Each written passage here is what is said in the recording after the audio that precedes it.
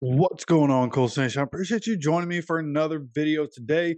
Going to talk a little bit about more mock drafts, and we don't really talk a whole lot about other people's mock drafts here on this channel, but there are a couple of guys who do mock drafts that I like to pay attention to because what they know is usually there's a reason that they're putting this stuff out. Daniel Jeremiah last year in his final mock draft ended up having his mock say that the Texans were going to take CJ Stroud at 2 and then trade up and take Will Anderson at 3. And that's exactly what ended up happening in the draft. A really bold move, but the Texans did it just like Daniel Jeremiah said that they would.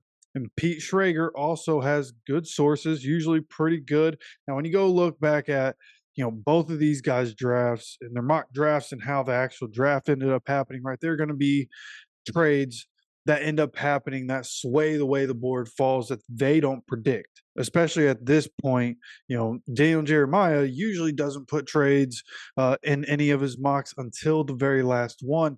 And his last mock, the mock 3.0 for Daniel Jeremiah, he had the Vikings using the extra first round pick that they got and moving up with the Cardinals and ended up picking at number 4 where they get JJ McCarthy. Now, the interesting thing here is that either way you look, if you look at Daniel Jeremiah's with the Vikings taking JJ McCarthy at number 4, Pete Schrager has JJ McCarthy going at number 4 to the Giants. The Giants trading up 2 spots and going up to number 4. The Cardinals trade back 2 spots.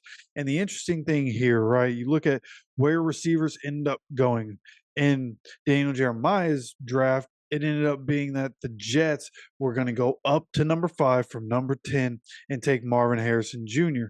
Whereas in this one, for Pete Schrager, you have Marvin Harrison Jr. getting drafted to number 5 still, but the Chargers stay put, take their wide receiver, and then he has Roma Dunze going to the Cardinals at number 6. Again, because of the trade that happened with the Giants. Giants take JJ McCarthy at 4, and then Roma Dunze is the second receiver off the board.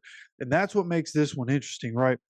Daniel Jeremiah had Malik Neighbors going 6 to the Giants, and it would make sense for them to take a receiver. I think that's smart for them to take a receiver, but the way that Pete Schrager has this down, and there's a reminder on the top of this thing that says, reminder, as always, this isn't what I would do. It's what I'm hearing from my sources around the league. So this isn't just what Pete Schrager is thinking about doing and what he would do if he was a GM of this team. This is what he's hearing. He's hearing that there's a good chance, I guess, that the Giants want to trade up and get J.J. McCarthy, make sure nobody else is able to get him. Marvin Harrison Jr., the first wide receiver, either way these mocks go, the first wide receiver looks like he'll be gone at 5, and it's almost certainly going to be Marvin Harrison Jr.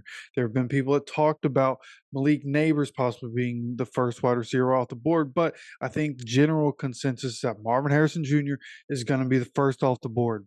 And at this point, it seems very likely that that ends up happening with the number 5 pick. J.J. McCarthy continuing to get mocked into the 4th pick. Different trades happening. Cardinals dropping back.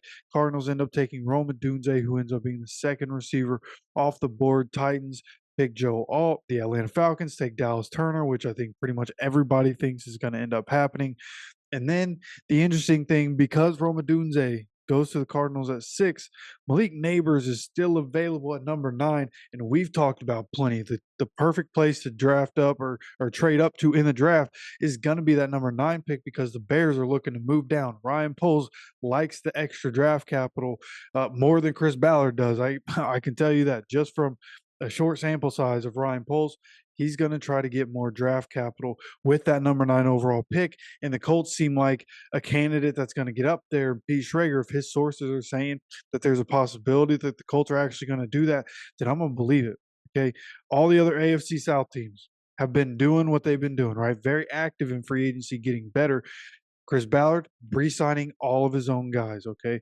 This could be a situation where, especially in this situation, I think this right here is the kind of situation that's like, okay, if this actually happens, right, and Malik Neighbors does happen to be the 3rd wide receiver off the board, right? Roman Dunze gets drafted before him.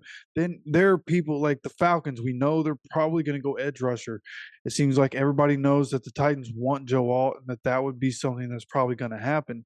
So when you're really looking at it, like if Malik Neighbors does fall all the way to number 9, right? If the Falcons make their pick and Malik Neighbors is still on the board, I think it makes so much sense to trade up and get Malik Neighbors. Now, what will that cost going from 15 to 9?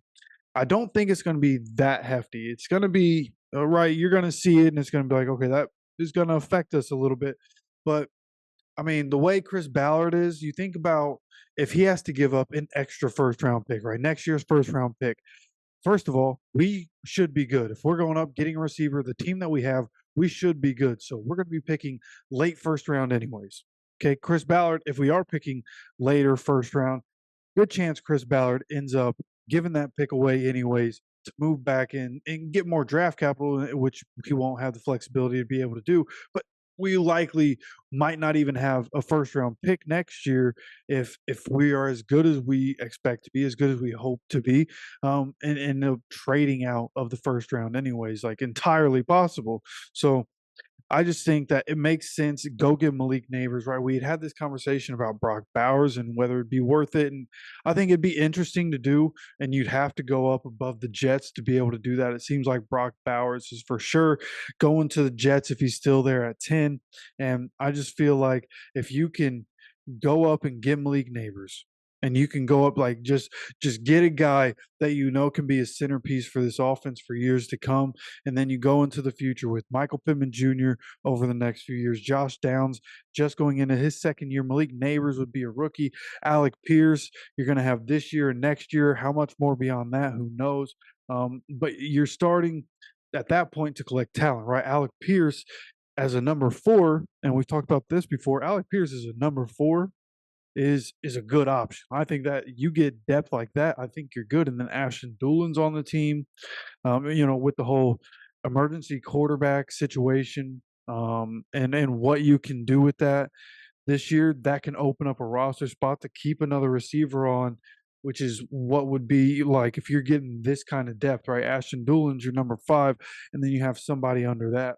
Who would that be? DJ Montgomery seems like a guy that would probably fit that role at this point. But we'll see what the Colts want to do. But I think if I hope Pete Schrager's right. I'm not gonna lie to you. I hope he's right. I don't know what we'd have to give up, but I think it'd be worth it because I don't think it'd be crazy. It's not like we're moving from 15 to 4 or 15 to 6, right? We're moving from 15 to 9. Yes, it's going into the top 10, but I think this is a place where we can get good value as long as Ryan Poles is getting some, right? It's going to be a first round pick swap, of course, 15 for 9.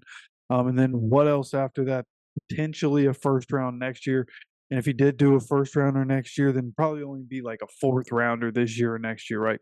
I don't think the package would be massive for what we'd have to give the Bears. So we'll see what the Colts decide to end up doing as we sit here. We're less than 10 days away from draft, so almost a week away.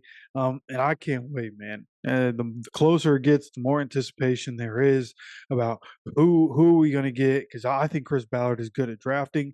So it'll be interesting to see what he ends up doing, what he decides to do. There's so many possibilities. We could go up. We could trade down, right? If all the guys that we were hoping for aren't there at 15, as you would expect that the Colts end up trading down, which is definitely a Chris Ballard move. So we'll see what happens. If anything happens before the draft, of course, I'll let you know. But we're going to keep having these discussions, some different stuff coming up that I want to talk with you guys about. So make sure you subscribe with notifications on so you get notified anytime any of these videos do come out.